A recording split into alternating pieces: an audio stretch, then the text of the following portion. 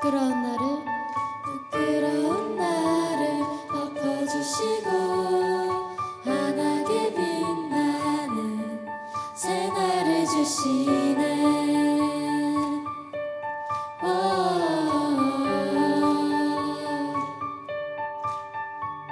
평범한 하루도 우리의 목소리도 당신의 나를 누리며 살아가는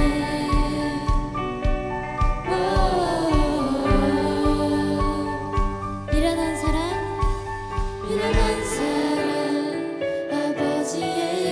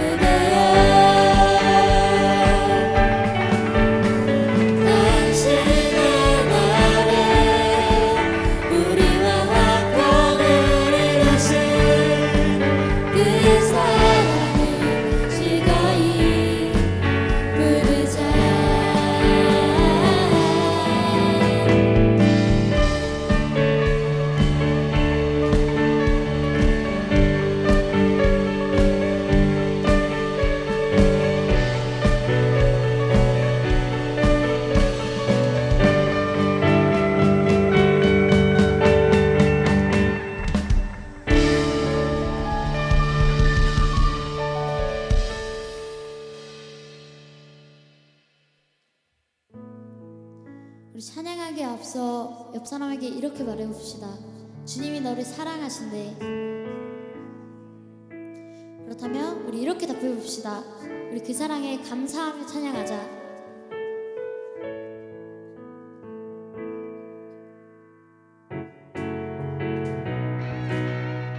우리 인생을 사랑으로 만져주시는 주님, 그 주님을 믿으십니까? 그렇다면 우리 그 믿음으로 다 함께 고백하며 찬양합시다.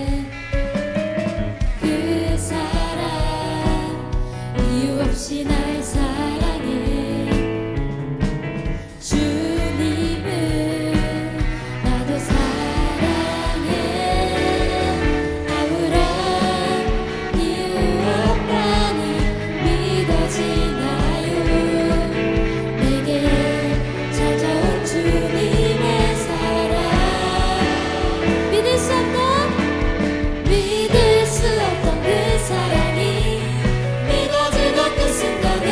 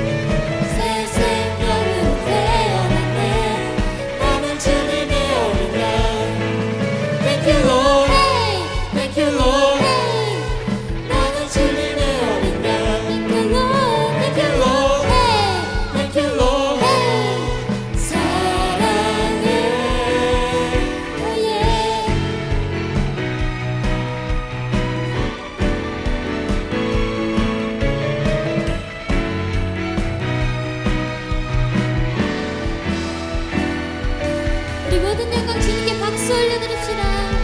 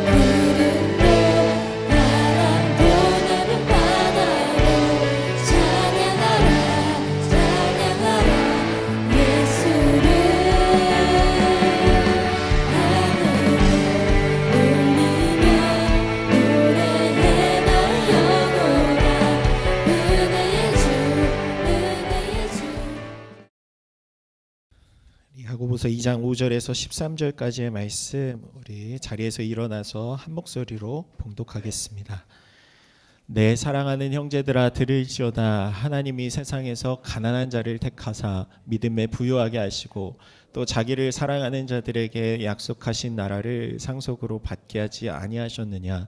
너희는 도리어 가난한 자를 업신이 여겼도다. 부자는 너희를 억압하며 법정으로 끌고 가지 아니하느냐. 그들은 너희에게 대하여 일컫는 바 그 아름다운 이름을 비방하지 아니하느냐.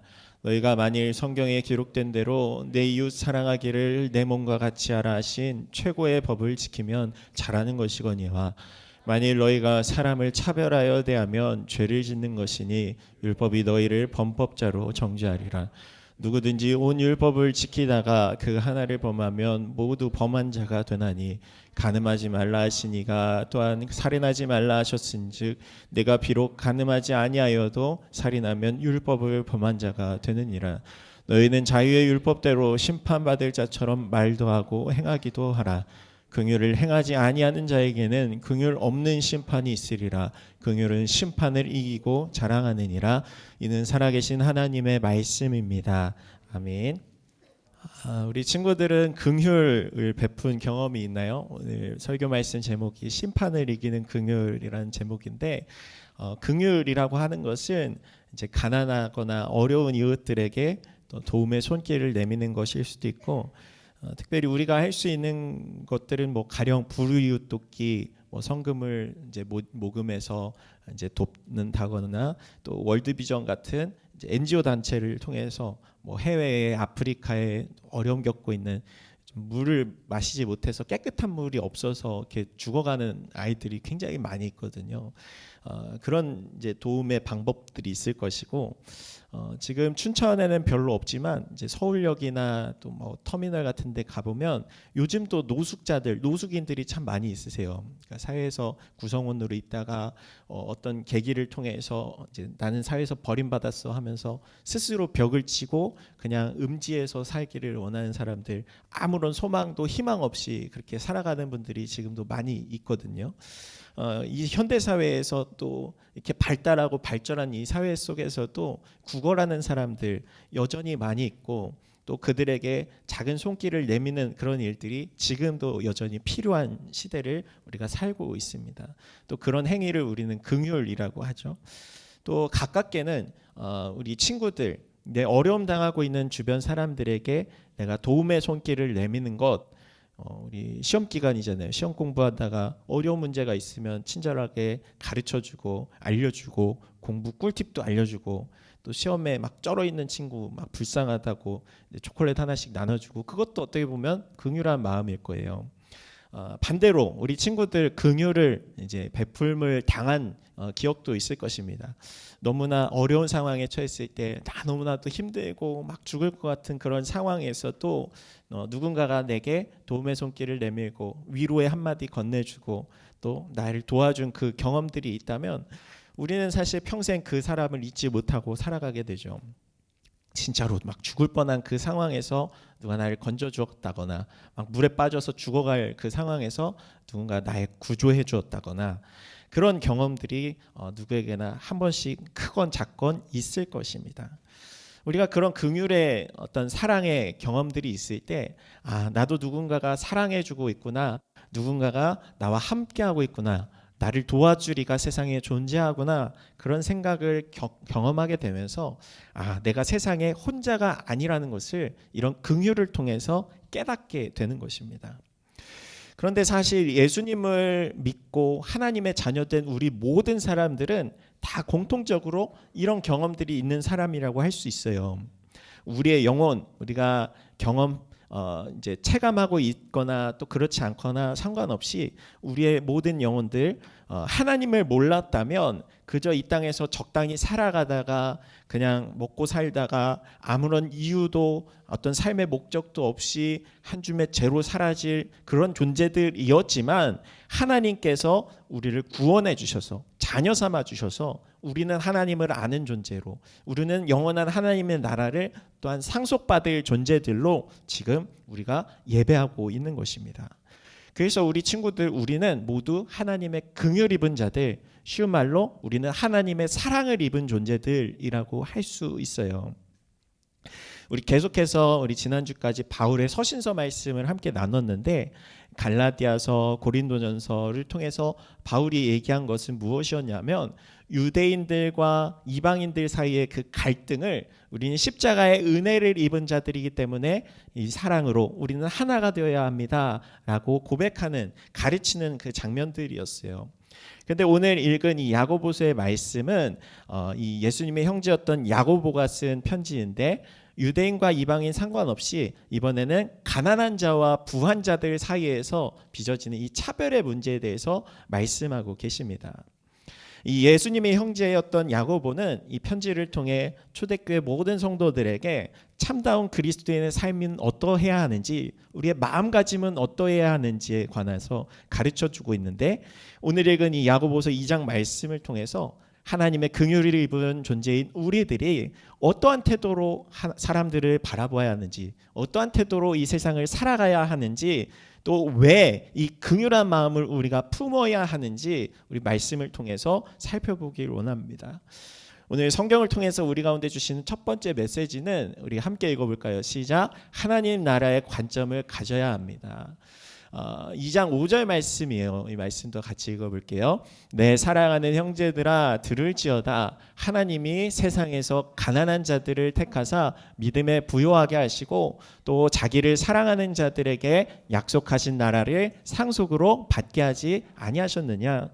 이 말씀이 무슨 말씀이냐면 우리 세상을 살아가는 우리들 많은 부유한 사람도 있고 가난한 사람들도 있고 또 계층도 있을 것이고 또 우리가 생각하는 지위 고하 이런 것들이 분명히 존재하는 세상에 우리가 살고 있어요. 그러나 하나님께서 보실 때에는 이 가난한 자들을 택하사 믿음에 부요하게 하셨다라고 성경은 말하고 있어요. 무슨 말이냐면 마음이 가난한 자, 또 세상적으로 연약한 자, 이런 자들이 오히려 하나님을 더욱 찾고 오히려 믿음의 자리에 나올 수 있는 기회가 되기 때문에 이들은 믿음에 있어서는 더 부요한 자입니다. 오늘 이렇게 얘기하는 거예요. 또한 하나님을 사랑하는 자들에게 약속하신 나라, 하나님의 나라를 또한 상속으로 받게 하신다. 이 말씀을 야고보서 5절에서 말씀하고 있어요. 우리들은요 보통 부유한 자들, 세상적으로 돈이 많은 자들, 또 성공했다고 말하는 그런 사람들을 이제 하나님께 복 받았다라고 얘기하지만 맞아요. 하나님께서 주신 축복은 맞는데 성경의 가르침은 이것만 복이 아니라는 거예요. 물론 그런 물질의 축복 또한 하나님이 주신 축복이지만 오히려 물질이 하나님을 향하는데 걸림돌이 되게 된다면 그것은 더 이상 축복이 아니게 되는 거예요. 하나님이 주신 지혜로, 하나님이 주신 능력으로, 내 재능으로, 내 달란트로 열심히 이 삶을 살아가면서 하나님께서 나를 도와주셔서 이렇게 성공할 수 있었어요. 하나님께서 나에게 지혜를 주시고 능력을 주셔서 이렇게 이룰 수 있었습니다. 고백하는 그런 찬양하는 삶은 너무나도 좋은 삶이지만 대부분의 삶은 그렇게 살지 못한다는 거예요. 내가 열심히 노력해서 돈 벌어서 이렇게 올라왔잖아. 나 하나님 없이도 이렇게 잘 살 수 있는데 나 예배하지 않아도 주일 성수하지 않아도 이렇게 성공할 수 있잖아. 이런 생각이 우리 가운데 들어오는 순간 우리는 하나님이 아닌 다른 신, 다른 우상을 섬기게 되는 거예요. 그렇다면 이 물질은 더 이상 축복이 아니라 오히려 하나님께 나아가는데 걸림돌이 되는 것이죠. 반대로요, 우리 물질이 적어요. 남들보다 더 잘 살거나 자랑할 만한 삶은 아니에요. 그러나 내게 찾아온 이런 시험과 어려움 가운데 오히려 하나님을 붙잡게 된다면, 오히려 하나님을 찾고 하나님께 기도하고 영원한 생명이 무엇인지 우리가 고백하고 주님께 의지하고 의탁하는 그런 삶으로 향하게 된다면 그것은 너무나도 귀한 축복, 억만금을 줘도 살 수 없는 하나님을 얻게 된, 영원한 생명을 얻게 되는 그런 귀한 삶이라는 것을 성경은 이야기하고 있는 것입니다. 예수님께서 팔복의 말씀을 통해서 우리 가운데 말씀하셨던 장면이 있어요. 5장 3절 마태복음 말씀 우리 같이 읽어볼게요. 심령이 가난한 자는 복이 있나니 천국이 그들의 것이며. 그러니까 마음이 가난한 자들, 마음이 파산한 것 같이 너무나도 가진 것 없는 것 같은 그런 상태의 놓인 자들이 오히려 하나님을 찾고 하나님께 나아갈 수 있는 기회가 되기 때문에 그것이 이들에게는 복이 되는 것이고 이들에게는 천국의 상속자가 되는 그런 축복이 주어진다. 성경은 이야기하고 있는데 예수님이 이렇게 말씀하셨는데, 이렇듯 하나님 나라의 관점은 세상의 기준, 그러니까 돈이 많고 물질적으로 또 세상적인 관점에서 성공한 그런 사람들만 복을 받은 것이 아니라 가난한 자들도 오히려 하나님을 찾고 하나님을 구하고 하나님을 만나게 된다면 너무나도 귀한 복을 받은 사람들이다, 하늘의 상속자들이 되는 것이다 라고 말씀하고 계신 것입니다. 그리고 그리스도인들은 이렇듯 가난하고 연약하고 또 비천한 자들이 결국 승리하게 된다는 그 비밀을 알고 있는 사람들이에요. 여러분 가끔 이런 생각 해본 적이 있을까요? 하나님은 대체 왜 세상에 이런 가난을 허락하셨는가? 왜 이렇게 세상은 불공평한가? 나도 저 사람들처럼 많은 것들을 누리고 가지고 또 행할 수 있다면, 능력이 있다면 얼마나 좋을까? 나는 왜 이렇게 돈이 없을까? 내 지갑에 지금 몇천 원, 몇백 원밖에 없는데 나도 복권 같은 거 한번 긁어볼까? 모두가 다 부유한 세상에 산다면 어떻게 될까요? 이런 상상을 사실 많은 사람들이 했었어요. 영화 브루스 올마이티라는 영화가 있는데 2007년도인가 이제 개봉했던 옛날 영화예요. 여러분들 태어나기 전이죠, 거의. 근데 이 영화가 어떤 내용이냐면 주인공이었던 브루스라는 사람이 어느 날 하나님께 인생에 대해서 불평과 불만을 막 토로해 놓습니다. 그러자 하나님이 이 주인공 브루스에게 너가 그러면 하나님 역할 한번 해볼래? 그러면서 나 휴가 갔다 올게 하면서 하나님의 모든 권한과 능력과 권능을 다 부여하세요. 어떤 일이 벌어졌을까요? 이 브루스에게 사람들이 그 동네에 있는 사람들이 기도하는 모든 제목들이 들려오기 시작합니다. 그 이제 그 소원을 들어줄 수 있는 능력이 생긴 거예요. 그래서 브루스가 자기가 평소에 원했던 생각대로 모든 사람들의 소원을 다 들어주고 기도에 응답해주기 시작해요. 너무나도 신기한 광경들이 벌어집니다. 그런데 이 소원 저 소원 다 마구잡이로 들어주니까 어떤 일이 벌어지게 됐냐면 결과적으로 그 동네에 폭동이 일어나게 됐어요. 왜 그러냐면 다들 똑같이 하나같이 소원 빈 게 뭐냐면 저 복권 1등 되게 해주세요. 근데 복권 당첨금이 한정돼 있잖아요. 그러니까 뭐 많은 사람들이 다 1등에 당첨되니까 그 받은 수령액이 정말 휴지 조각밖에 안 되는 거였어요.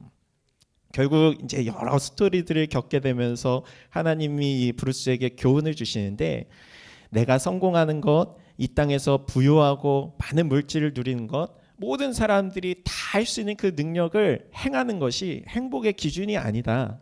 오히려 내 옆에 지금 주어진 사람들을 사랑하는 일, 무엇보다도 나를 만드시고 나와 함께 하시는 하나님을 사랑하는 일이 가장 큰 행복이 되신다는 그 교훈을 이 주인공에게 알려주세요.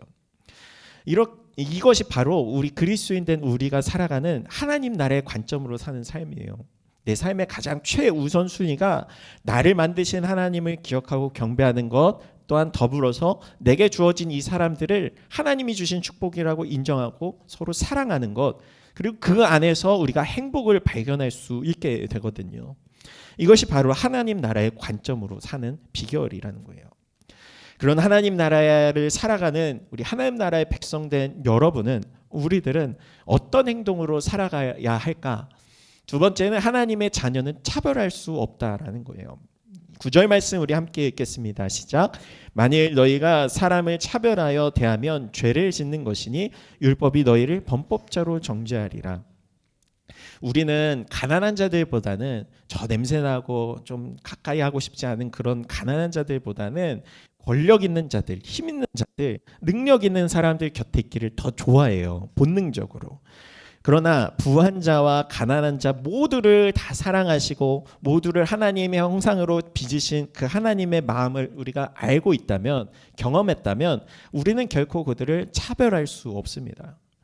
부족한 자건 연약한 자건 가난한 자건 좀 지능이 떨어지고 모자라 보이는 친구들일지라도 우리는 똑같은 마음으로 사랑할 수 있어야 하는 것이 성경의 가르침이에요.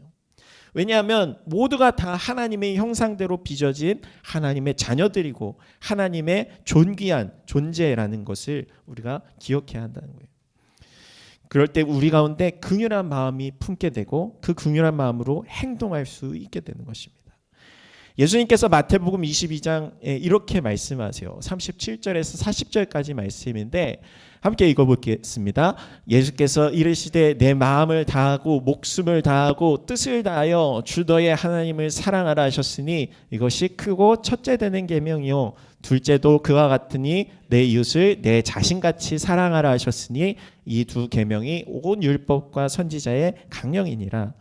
그러니까 예수님은 구약 성경의 모든 율법의 핵심을 이 두 가지로 요약해서 가르쳐 주세요. 하나는 하나님 사랑, 하나는 이웃 사랑. 더 줄이면 이제 하사이사로 기억하세요.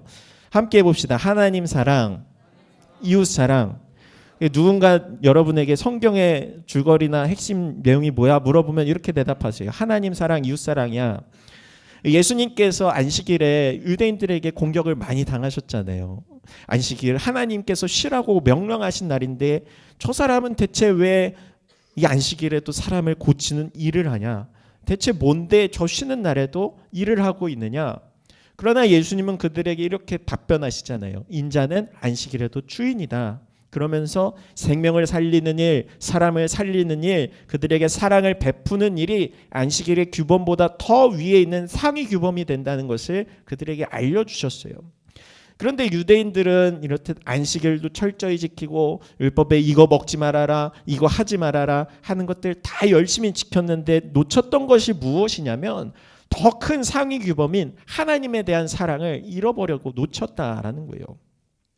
오히려 이 율법을 가지고 사람들을 정죄하고 비판하고 너희들 이거 못 지켰지 너희는 죄인이야, 너희들 안식일 어겼지 너희들 죄인이야, 하나님 앞에 심판받을 거야 하면서 자신들의 기준과 잣대로 사람들을 재단하고 또 날카롭게 공격하는 그 일들을 하면서 오히려 이웃을 사랑하기는커녕 미워하는 도구로 이 율법을 사용했던 거예요. 예수님은 이 모습을 지적하셨던 거죠.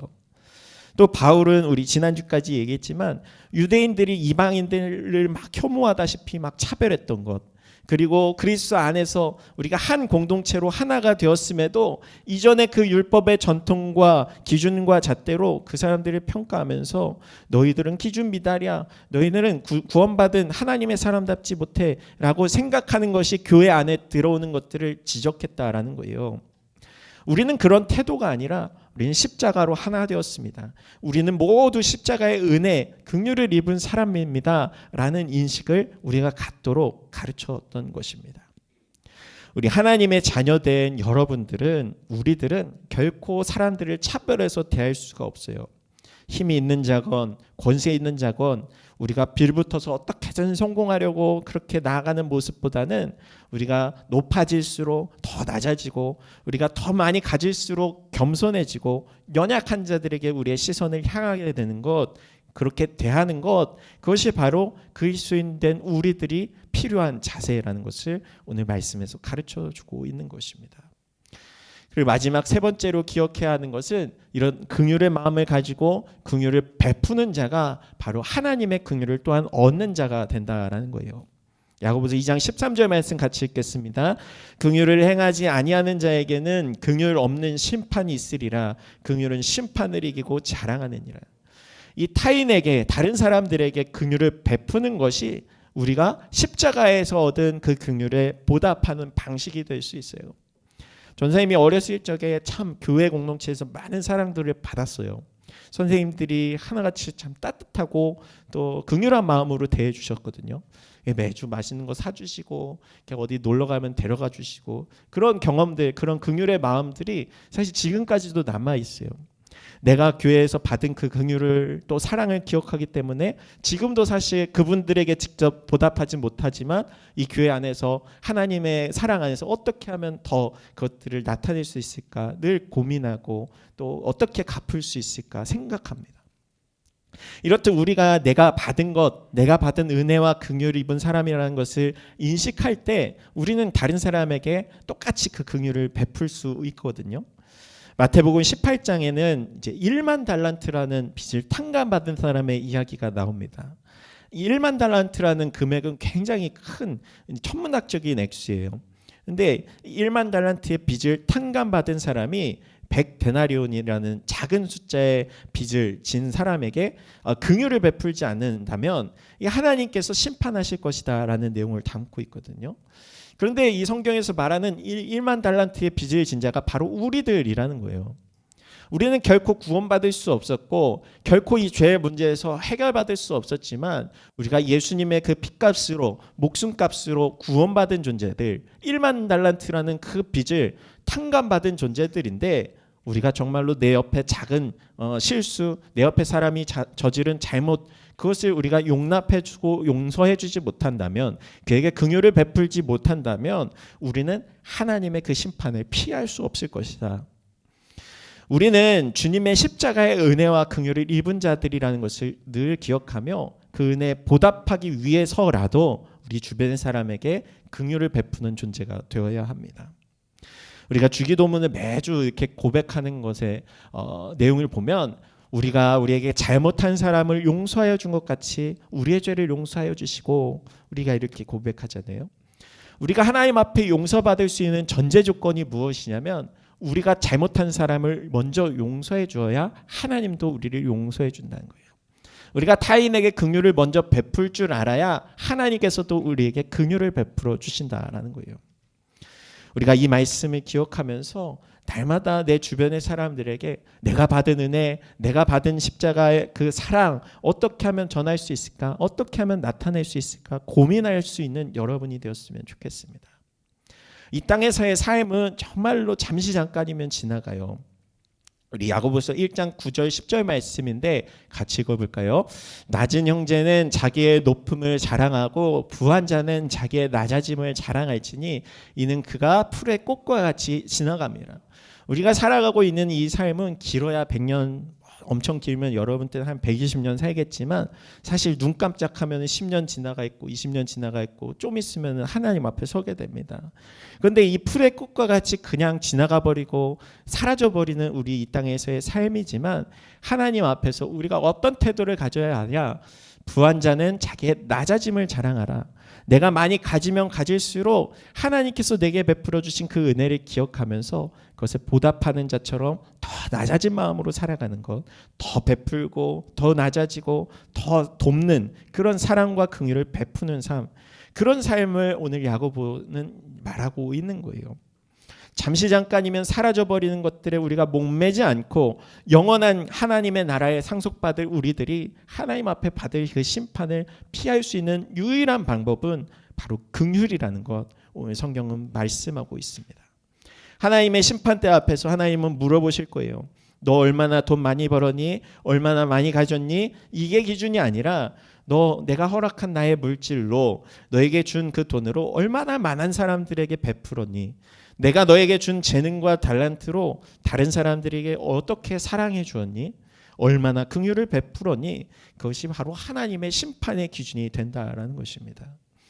오늘 야고보서 말씀을 통해서 나눈 이 말씀들 우리가 늘 기억하면서 우리가 하나님의 심판을 이길 수 있는, 피할 수 있는 것은 바로 주님의 그 십자가를 우리도 기억하며 그 십자가에서 받은 은혜와 긍휼을 우리도 세상 가운데 나타내는 그 삶이라는 것을 우리가 기억하면서 우리가 그 긍휼을 입은 존재로 하나님, 저도 그 긍휼을 베푸는 존재, 나에게도 그 긍휼한 마음으로 예수님의 십자가를 닮아 십자가를 짊어지며 살아가는 그런 인생이 되겠습니다. 고백할 수 있는 우리 여러분들의 삶이 되기를 우리 주님의 이름으로 축복합니다. 아멘.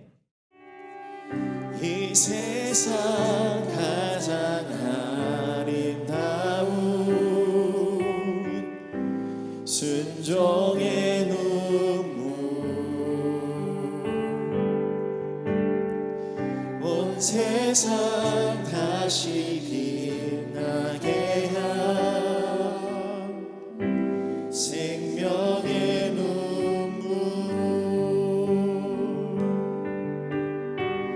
그가 이 땅에 오신 이유 죽어야 살게 되고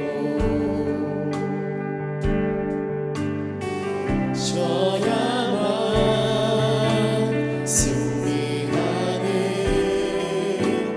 놀랍고 영원한 신비 지으신 그대로 회복시킨 우리의 창조주 그리스도 십자가의 길로 아버지 뜻 이루셨네. 그가 이 땅에 오신 이유 이제 우리에게 맡겨진 그 소망 그 사랑 그 생명 아름답고 눈부신 십자가의 길 우리가 이 땅에 살아간 이유. 우리 다 함께 자리에서 일어나서 우리 처음부터 한 번 더 고백하며 나갑시다. 우리 믿음으로 주의 십자가 길을 걷기를 원합니다. 담대하게 고백하며 찬양하며 이 세상 가장 아름다운